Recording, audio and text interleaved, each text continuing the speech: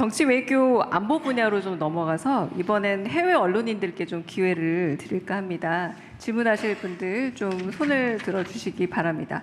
네, 여기 두 번째 남성분 먼저 질문 기회 드리겠습니다. 예, 대통령님 안녕하세요. 중국 CCTV에서 질문 드리겠습니다. 새해 첫 해외 방문 일정은 중국을 가셨습니다. 그리고 방중 결과에 대해서 어떻게 평가를 하시는지, 혹시나 좀 재미있는 에피소드가 있었는지, 향후 양국 관계를 어떻게 정진하실 건지 대통령님의 말씀 한번 부탁드리겠습니다. 감사합니다. 네. 한국말을 아주 잘하시네요.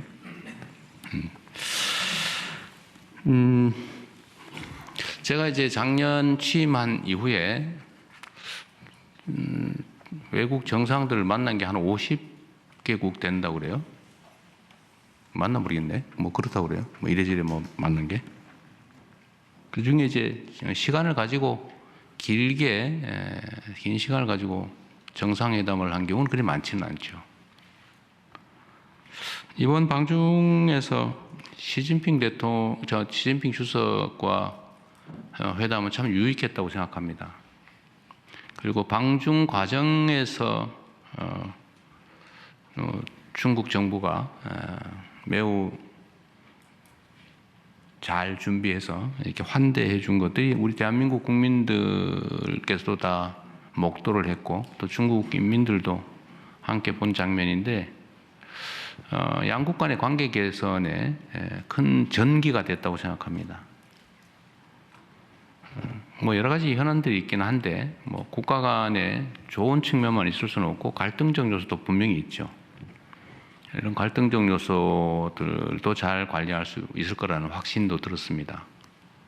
그리고 양국 간의 관계의 새로운 설정을 통해서 중국에게도 한국에게도 모두 도움이 되는 협력 방안도 얼마든지 만들 수 있겠다는 생각이 들었습니다. 뭐 여러 가지 면이 있죠. 경제 협력도 있겠고요. 외교 안보 분야의 협력도 중요합니다. 뭐 신뢰도 계속 제고해 나가야 되고, 예를 들면 지금 협의 중인 우리 황해에서의 수색 구조 합동 훈련, 뭐 이런 것도 저는 해야 된다고 생각해요. 그 어떤 일이 벌어질지 모르는데, 그래서 군사 안보 분야의 협력도 신뢰 제고도 가능하게 됐다는 생각이 들고, 또 문화 교류나 또 관광 등을 통한 인적 교류도 매우 지평이 넓어졌다고 생각이 됩니다. 뭐 에피소드가 뭐 특별히 있을까? 여러분이 다 보신 장면이어서 물론 뭐 비공개된 것들도 있긴 합니다만, 저는 뭐 시진핑 주석께서 그 중국의 경제 발전, 사회 발전에 큰 성과를 냈고, 또 뛰어난 지도자라는 생각을 하게 됐습니다.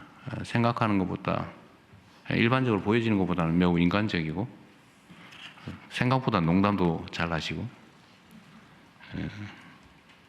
아주 좋은 정상회담이었다고 생각합니다. 네, 해외 언론인 한 분만 더 제가 질문 받겠습니다. 앞에 여성분, 네. 예, 질문 기회 주셔서 감사합니다. 로이터 통신의 김희진 기자라고 합니다. 지금 북한과의 대화가 전혀 이루어지지 않고 있는데, 이 평행선을 달리고 있는 와중에 이제 대통령님만의 어떤 전략이 있으신지, 그리고 그 중에서 그 한반도 비핵화에 대해서 미세한 조절이나 어떤 변화도 한 번쯤 고려를 해보실 수 있으신지 궁금합니다. 감사합니다. 남북 관계는 참 어려운 상황이 됐습니다. 지금도 이제 무인기 침투 문제 때문에 좀 소란스럽습니다. 북한 입장에서는, 북한이라고 하면 참 싫어하더군요. 북측에서는 이 정권이 교체됐는데도 이 무인기가 또 날라왔더라. 이거 뭐냐? 말로는 뭐 대화, 소통, 협력, 평화, 안정 얘기하면서 뭐 이 사실은 공식적으로 못하니까 이제는 민간인 시켜서 몰래 또는 아니면 뭐 직접이든지 뭐 이렇게 하는 거 아니냐. 뭐 그런 의심도 들었을 테고, 원래 자라보고 놀란 것은 소똥 보고 놀란다고 불신이 막 거기에 달아 있는 거죠. 제가 전에도 한 말씀 드렸습니다만, 뭐 제가 이런다고 북한 편드는 건 아니에요. 뭐 말만 하면 북한 편든다고. 역지사지하는 게 역지사지. 네, 역지사지하는 겁니다. 상대의 입장이 돼봐야 대화도 되고 뭐 조정도 되고 협의도 되고 하지 않겠어요. 저는 이제 야당 대표를 하고 있을 때도 마찬가지였지만 새로운 현상을 봤어요. 이 북측이 6.25 전쟁 직후에도 하지 않았던 행동을 하더라고요. 어떤 거냐? 그 군사 분계선에다가 3중 철책을 설치하는 거예요. 철책을 3중 철책을 설치해요. 막 돈 들여가지고 막 도로 만들고 북한으로 연결돼서 그 돈 들여서 만들었던 철도 다 끊고 다리 뭐 도로 다 끊고 거기다 둔덕을 쌓아요. 왜 그럴까? 결국 제 추측으로는 전차 방벽을 쌓은 거 아니야. 북쪽으로 뭐든지 못 넘어오게 막으려고 했던 것으로 생각이 됩니다. 6.25 전쟁 이후에 한 번도 하지 않던 행동이에요. 뭐 돈이 남아서 하는 것도 아닐 테고요. 그런 걸 보면 남북 간의 불신과 증오심, 대결 의식이 얼마나 높아졌냐를 알 수 있죠. 그런데 정권이 바뀌어서 우리는 강력한 국방력, 뭐 안보 역량은 키우되 대화와 소통을 통해서 싸우지 않아도 되는 상태, 싸울 필요가 없는 상태, 싸우지 않고 이기는 상태가 아니라 싸울 필요가 없거나 싸울 여지가 없는 평화적 공존의 상황, 이게 가장 확실한 안보다. 그게 경제 성장 발전에 가장 크게 도움이 된다라고 생각을 해서 대화하고 뭐 유화적인 조처도 하고 있습니다만 반응이 없어요. 그 와중에 어쨌든 이 무인기 사건이 터져서 이재명 정부도 믿을 수가 없겠다라는 또 하나의 징표 핑계거리를 만든 거죠, 우리 입장에서는. 그래서 이게 꽤 엄중한 사안입니다.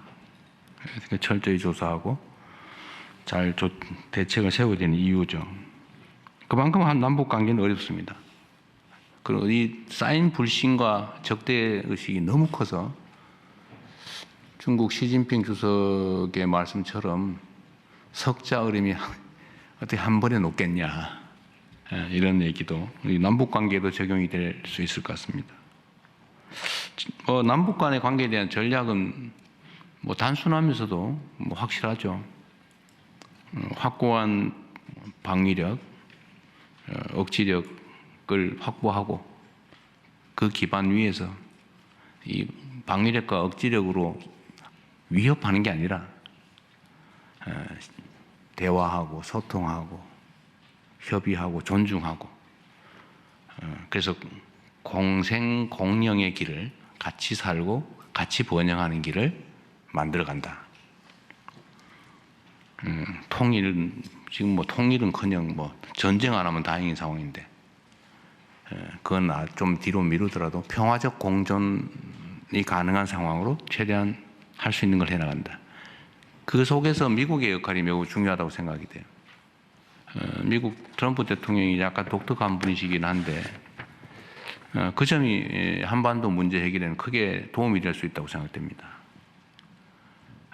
북미 대화의 가능성도 여전히 열어놓고 계시고 또 트럼프 대통령 같은 스타일 그런 게 김정은 위원장하고 대화에 도움이 되는 것 같아요. 그래서 그 길을 좀 우리는 좀 잘 열어가자. 제가 페이스메이커 역할을 하겠다. 뭐 우리가 직접 하는 건 어려운 상황이니까 피스메이커의 평화 만들기가 성공을 하면 뭐 한반도에 도움이 되니까 우리는 그 여건을 최대한 조성해 나가겠다 이 말씀을 그때 드린 바가 있는데 뭐 그 점은 여전히 똑같습니다. 그리고 비핵화가 이 사진 본질에 관한 거죠. 네. 결국 북한이 핵무장을 하고 핵 보유국으로 공식 인정받기를 갈망하고 있죠. 그리고 아마 그거는 모든 전문가들이 예측하는 것처럼 알고 있는 것처럼 체제 유지 보존 욕구 때문이겠죠. 불안하니까. 그리고 그 문제를 해결할 수 있는 핵심은 북미 관계라고 보고 있는 것 같아요. 실제로도 그런 것 같습니다. 그래서 핵 문제는 이상적으로 본다면 북한의 핵이 없어지는 한반도 비핵화, 뭐 남쪽에는 없고 앞으로도 핵 무기를 보유할 생각이 없으니까 이제 북측에만 핵무기가 없으면 이제 한반도 비핵화는 되는 거죠. 그 비핵화를 해야 되는데 가장 이상적이긴 하지만 북한이 핵을 포기하겠습니까? 그건 또 아주 엄연한 현실이죠. 엄연한 현실과 바람직한 이상. 이 두 가지는 쉽게 공존하기 어렵죠. 그럼 이 상태로 보면 계속 갈 거냐? 지금까지 전략은 그랬죠. 기다려보자. 견디자. 이상을 향해서, 이상을 꿈꾸면서 현실을 외면했죠. 결과는 어떻게 됐냐? 핵무기가 계속 늘어나고 있어요. 핵무기가 계속 자라고 있어요. 지금도 1년에 핵무기 10개에서 20개 정도를 만들 수 있는 핵물질은 계속 생산되고 있죠. ICBM 기술도 계속 개선되고 있겠죠. 언젠가는 북한 체제 유지에 필요한 핵무기 체계, 그리고 미국을 포함한 전 세계를 위협할 만한 미사일, ICBM 기술 이런 걸 다 확보를 하고 그 다음에 남으면은 이제 넘치겠죠. 넘친다는 의미를 이해하시겠죠. 해외로 나가겠죠. 국가 밖으로, 국경 밖으로 전 세계 위험이 도래하겠죠. 이렇게 놔두는 게 과연 바람직하냐. 그래서 결국 실용적으로 접근하자라는 게 제 생각입니다. 제가 공개적으로 말씀을 드렸던 것처럼 현실을 인정하자. 그래도 이상을 포기하지 말자. 그 현실은 뭐냐? 계속 늘어간다.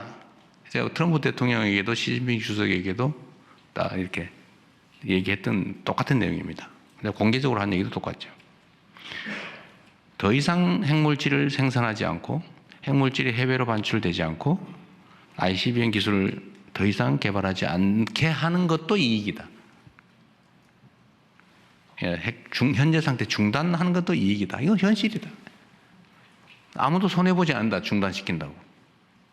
모두에게 이익이 있다.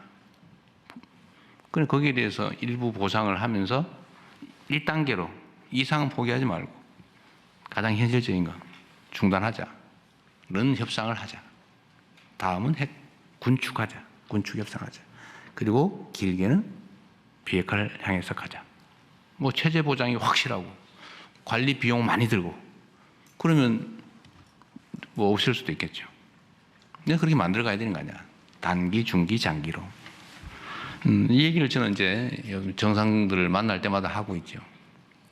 그리고 이 점에 대해서 또 뭐 그러면 비핵화를 포기하는 거냐, 뭐 비핵화는 뭐고 핵 없는 한반도는 뭐고 왜 말이 다르냐, 뭐 온갖 얘기들이 있죠. 저는 모든 문제는 실용적으로 접근하자는 겁니다. 실제 도움이 되는 방향으로. 그리고 상대가 받아들일 수 있는 걸 해야지. 뭐 절멸시켜서 없애버릴 수 없다면, 현실적으로 존재하는 거라면 그렇게 상대를 인정하고 상방이 받아들일 수 있는 모두에게 도움되는 방법을 찾아가자라고 지금 계속 설득하는 중입니다.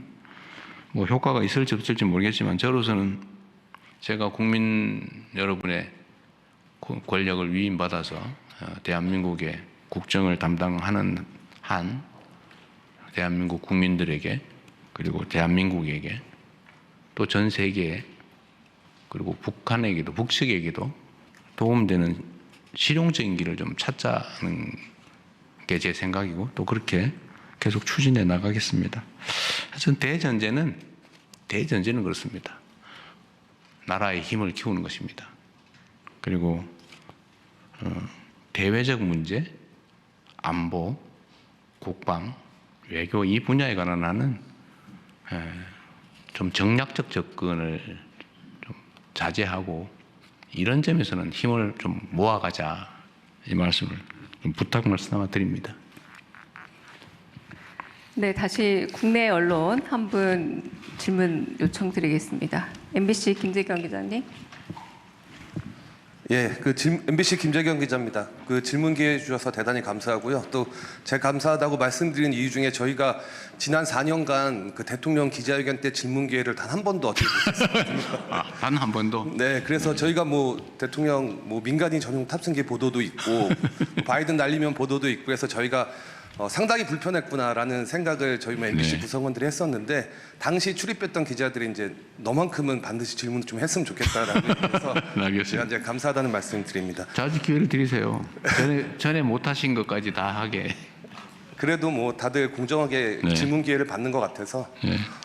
느낌이 새롭고요. 그 질문 드리자면 저는 그 종교와 정치 분리 문제를 네. 좀 드리고 싶은데 지금 통일교와 신천지 관련 특검 법안이 이제 통과 네. 뭐 앞두고 있고 근데 이제 조금 정치권에서 이제 국민의힘 측에서 그 좀 행보가 좀 오락가락하는 것 같아요. 그러니까 처음엔 반대했다가 그 다음엔 통일교만 했다가 또 이제 신천지의 확실한 증거들이 나오니 또 따로따로 각각 한다.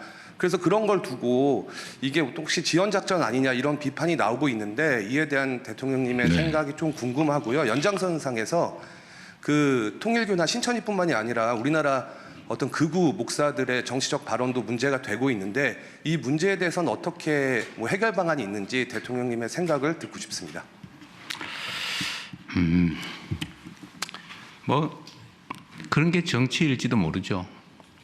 하고 싶은데 겉으로는 안 한다고 하거나 하기 싫은데 하기 싫다고 하면 혼날 것 같으니까 하고 싶다고 말은 하는데 실제로는 안 하고 뭐 그런 게 많죠. 대표적인 게 저는 대장동 특검이었다고 생각해요. 저는 대장동 특검 그때 제가 야당일 때도 하자고 좀. 근데 저를 안 하고 싶은 사람으로 만들어 버리더라고요. 뭐 언론의 역할도 꽤 컸죠. 지금도 마찬가지 같아요. 하자고 말은 하는데 이런저런 꼬투리를 붙여가지고 협상 자체를 계속 지연시키는 거예요. 이거 합의되면 다음엔 또 아마 제가 보기에는 같이 하자 이랬다가 통일교만 하자 그랬다가 좀 말이 안 되는 것 같으니까 신천지도 하자 근데 따로 하자. 왜 따로 해야 되는지 잘 모르겠어요. 그리고 아마 그 다음에는 누구를 특검을 할 거냐 가지고 또 싸울 거예요. 그 말 그게 이제 같이 하자든 따로 하자든 하면 추천 방식을 가지고 아마 제가 밤샐 겁니다. 그 합의 안 된다고 봐요, 저는. 왜냐하면 속으로는 안 하고 싶은데 겉으로만 그렇게 말하는 거 아닐까라는 생각이 들어서 아마 안 될 거다. 그렇다고 이걸 특검을 날치게 할 수도 없잖아요. 속된 말로. 일방 처리할 수도 없지 않습니까?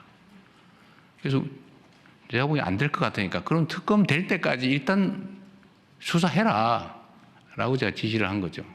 그것도 뭐 검찰, 경찰이 같이 하면 제일 낫겠다. 왜냐면 뭐 수사권이 어쩌고 뭐 불신도 있고 이래서 어쨌든 많은 사람들이 많은 기관들이 함께 하면 그런 남용이나 의심의 여지가 적어지니까요. 그래서 같이 검경 합동으로 하라고 지금 지시를 해서 하고 있는데 뭐 특검 결정이 국회에서 나면 그때 넘겨주면 되니까요.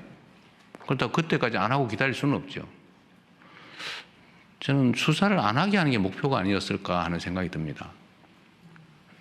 그러나 그렇게 할 수는 없죠. 이게 지금도 뭐 언론 보도에 나오는 것 저는 뭐 보고를 받지 않으니까 여러분이 쓰시는 걸 주로 보고 있는데 보도 얘기가 하면 오히려 신천지가 오래전부터 이미 정치 개입을 했다고 하는 근거들이 막 나오는 것 같아요. 저는 정교 분리를 굳이 헌법 조문에까지 써놓은 이유가 뭔지를 지금 이 순간에 다시 한번 되새겨봐야 한다고 생각합니다. 대한민국은 종교 갈등이 좀 적은 편이에요. 종교가 차지하는 비중은 크죠. 그리고 어느 한 종교가 압도적이지 않고 뭐 다양하게 공존하는데 종교가 다양하게 공존하면서 충돌하지 않은 나라가 거의 없어요. 이 종교가 다르면 반드시 충돌이 발생합니다. 그 충돌은 해소되지가 않아요. 결국 쪼개지든지 대량 학살을 해서 한쪽이 한쪽을 완벽하게 억압적으로 지배하든지 이렇게 해서 엄청난 사회적 갈등과 비용을 치르죠. 그게 전 세계적인 현상이에요. 그런데 대한민국은 우리 대한민국 국민들의 위대함이기도 합니다. 그런데 이게 만약에 정치에 관여를 하게 된다. 갈등이 격화될 뿐만 아니라 이건 해소되지 않는 갈등으로 발전할 가능성이 많아요. 엄청나게 위험한 상황이 되죠. 그런 것 때문에 종교 분리라고 하는 것들을 좀 명확하게 헌법에 명시했고, 나름 종교인들도 몰래 슬쩍 뭐 아니까 아예 뭐 땡땡 의원 찍어주면 뭐 잘하는 것 같아 뭐 이런 정도 했지만 대놓고 조직적으로 하는 경우는 거의 없었죠. 그런데 최근에 거기 현상이 좀 심해졌습니다. 신천지는 뭐 지금 나오는 걸로 보면 아주 오래전부터 최소한 뭐 지금 2000년 초반부터 시작했다는 것 같고, 통일교도 그 이후인지 전인지 모르겠지만 하여튼 많이 개입한 것 같고, 개신교는 이제 대놓고 조직적으로 잘 하진 않았는데 최근에 아예 대놓고 조직적으로 하는 경우가 생겨나고 있어요. 심지어는 설교 시간에 이재명 죽여라. 이재명을 죽여야 나라가 산다. 이거 진짜로 그렇게 반복적으로 설교하는 교회도 있습니다. 이재명이 죽어야 대한민국이 산다. 설교 제목이 그런 데도 있더라고요. 이것도 심각하죠. 그 종교적 신념과 정치적 선호가 결합해버리면 양보가 없어요. 이건 나라 망하는 길이죠. 나라가 망합니다. 그래서 이건 반드시 뿌리를 뽑아야 돼요. 조직적으로 종교적 신념을 정치적 도구로 활용하는 것은 허용되지 않는다. 그렇게 하면 제재가 엄정하다는 걸 반드시 이번 기회에 보여줘야 합니다. 원래 그 일부 개신교도 수사해야 되는 거 아니냐는 여러 가지 논란들이 주장이 있었는데, 일단 경계가 좀 불분명해서 지금은 놔두고 있는데 아마 뭐 자연스럽게 수사해야 되지 않을까 싶어요.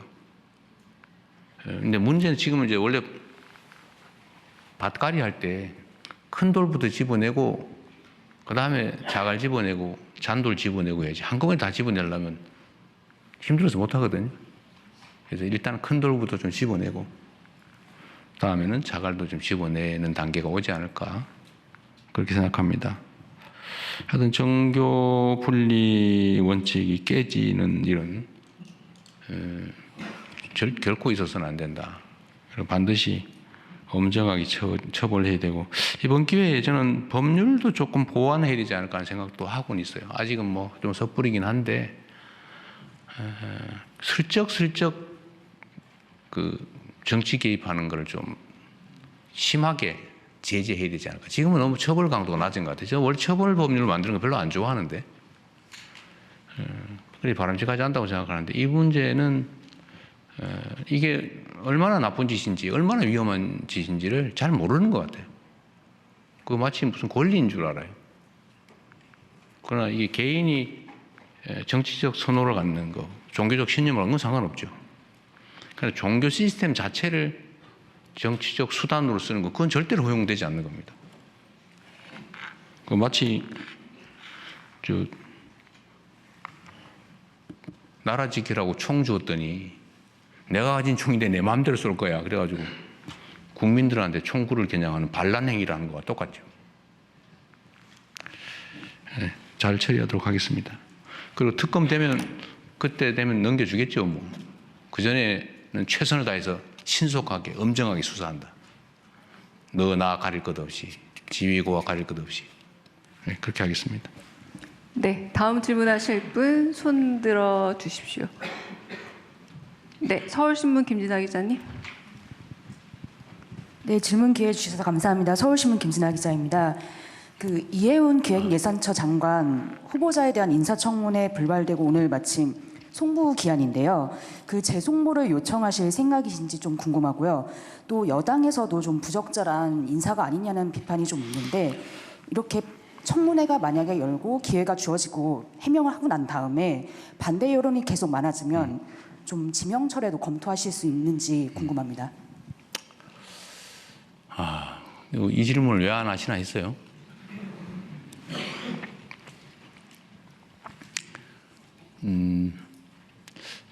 참 어렵습니다. 제가 지금 어려운 일이 두 가지인데 뭐 좀 이따 얘기하시겠지만 검찰 개혁에 관한 논란, 또 소위 탕평 인사에 관한 이해운 지명자에 관한 문제, 이거 정말 어려운 주제 중에 하나입니다. 직설적으로 얘기를 하면 이해훈 지명자에 대해서 어떻게 할지는 아직 결정은 못했어요. 근데 아쉬운 거는 본인의 이야기를 공개적으로 들어볼 기회를 갖고 그 청문 과정을 본 우리 국민들의 좀 판단을 제가 들어보고 좀 그렇게 판단하고 싶었는데, 결정하고 싶었는데 그 기회마저 봉쇄돼서 본인도 아쉽겠지만 저도 참 아쉽습니다. 문제가 있어 보이긴 해요. 그리고 우리 국민들께서도 문제 의식을 가지시는 부분도 있습니다.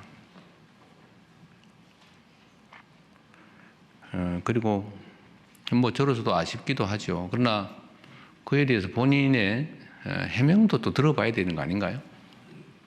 그게 공정하죠. 그리고 저는 이제 재판을 많이 참여하면서 평생 살아온 사람이라 우리 의뢰인 쪽 얘기를 제가 잘 정리를 해가지고 이제 판사를 설득하는 일을 평생을 해왔잖아요. 직업으로. 이 원고 측 유능한 대리인이 써놓은 걸 읽어보면요, 100% 그 사람 말이 맞아요. 그런데 피고 측이 써놓은, 유능한 변호사가 써놓은 주장을 잘 읽어보면 100% 맞아요. 그래서 두 사람 얘기를 다 들어보면 판단이 좀 서요. 양쌍방의 얘기를. 그래서 재판제도가 원래 공격 방어가 중요해요. 그래서 한쪽 얘기만 듣고 판단하는 거는 그리 바람직하지 않더라. 저는 하도 저 자신에 관한 이야기, 왜곡된 가짜를 많이 들어봐서 제가 그런 신념이 생겼어요. 사람의 말을 듣고 판단하지 않는다. 제가 아주 가까운 사람 얘기를 잘 안 믿어요. 근거가 뭔데? 이쪽 입장은 뭔데? 제가 꼭 물어보죠. 그래서 제가 레드팀 이런 거 좋아해요. 반대쪽 얘기를 꼭 들어보려고 그래요. 근데 한쪽 얘기들은 위험하거든요. 그거 잘 안 믿어져요. 그래서 좀 아쉽다. 지금 할 수 있으면 지금이라도 좀 해줬으면 좋겠는데 지금 어떨지 모르겠어요. 쉽지 않겠죠? 좀 시간을 두고 판단하겠습니다. 그런데 이거와 관련해서 좀 근본적인 얘기를 한번 하고 싶어요. 청와대의 검증에 문제가 있는 거 아니냐는 지적도 아마 하실 것 같아요. 뭐 문제가 있죠, 결론적으로. 부족하죠. 근데 그분이 뭐 진짜인지 아닌지 뭐 가려봐야 되겠지만 보좌관한테 갑질을 했는지 안 했는지 우리가 어떻게 합니까? 그 어디에 써놓은 게 있으면 모르겠는데, 어디 뭐 기사라도 났으면 모르겠는데. 그리고 유능하단 한 분이라고 판단이 되고, 그리고 그쪽 진영에서 공천을 무려 5번을 받아가지고 3번씩이나 국회의원에 당선됐고 뭐 아무런 문제가 제기되지 않았던 분이잖아요. 근데 자기들끼리만 알고 있는 그 정보를 가지고 마치 대부에서 나오는 배신자 처단하듯이 그래 막 우리는 모르던 걸 막 공개를 해가면서 이렇게 공격을 하면 뭐 흠잡힐 일을 한 당사자의 잘못이기도 하겠지만 우리로서는 알기 어렵죠. 이게 정치인가 현실인가 하는 생각도 들긴 합니다. 그리고 또 반대쪽도 있어요. 아니 우리가 어떻게 만든 정권인데 그 중요한 자리를 왜 상대방한테 주는 거야? 섭섭해. 지지 처리할 거야. 이런 분도 계시죠. 그럼 이해가 되죠. 지금까지 그랬으니까. 그런데 대통령은 아마 노무현 대통령께서도 겪었던 참 큰 고민이고 어려움이었던 것 같아요. 제가 그렇게 하겠다는 건 아닌데 대통령은 당선될 때까지는 한쪽 진영의 대표인 게 분명한데 당선된 순간부터는 전체를 대표해야 된다. 이게 저희 확고한 생각이에요. 그러나 출신이나 그러니까 이를 대표하던 진영 또 그 진영의 가치, 지향, 신념 이런 건 변하지 않죠. 예를 들면 칼 쓰는 민족, 종족하고 활 쓰는 종족이 싸워서 칼 쓰는 종족이 이겼다고 해도 모두가 칼만 써 이렇게 할 수는 없잖아요. 필요하면 활도 쓰고 칼도 쓰고 창도 쓰고 그러는 거죠. 그래서 이 기본을 잃지 않되 모두가 함께 갈 수 있는 길을 최대한 찾아보자. 제가 강요 임명이나 우리 청와대 참모들을 꾸리는데 압도적 다수는 우리의 생각과 가치, 지향을 함께하는 같은 색깔의 같은 진영의 사람이잖아요. 근데 그렇게만 하면 어떻게 해요? 그래서 이제는 우리가 휘둘리지 않을 정도가 됐으니까 우리가 다른 의견도 좀 반영도 좀 하고 특히 경제 분야는 소위 보수적 가치가 또 보수적 질서가 또 중요한 측면도 있고 그래서 우리가 좀 점검을 해가면서 가자. 그리고 다양한 사람들의 목소리도 좀 듣자. 그리고 통합이라고 말만 하는데 실제로 좀 기회를 같이 조금이라도 나누어서 함께 하자. 그래서 한번 시도해 본 건데 이제 물론 소수가 있죠. 다른 장관도 계시고 다른 위원장도 계시고 참모들도 있고 하긴 한데 이번 이혜훈 장관 지명자 문제는 이렇게 극렬하게 저항에 부딪힐 줄은 몰랐습니다. 이 정도일 줄은 몰랐어요. 좀 어렵습니다. 어려운데 하여튼 우리 국민 여러분께서도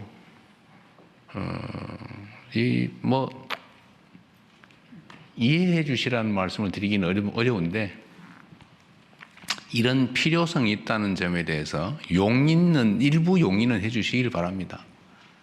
우리가 편을 갈라가지고 싸우긴 했지만 이제 싸움은 일단 끝났고 이제는 함께 모두를 대표하는 그런 통합된 나라로 가야 되고 그게 대통령이 해야 될 가장 중요한 직무인데 사실은 필요한 만큼 못하고 있다고 저는 생각합니다. 그러나 필요 최소한을 나름 시도하고 있다. 참 어렵네요. 저는 이렇게 많이 문제될 줄 몰랐어요. 앞으로 우리가 인사를 하는데도 참고해야 될 것 같습니다. 네, 말이 길어서 미안합니다. 대신에 질문할 기회는 충분히 드리도록 하겠습니다. 네.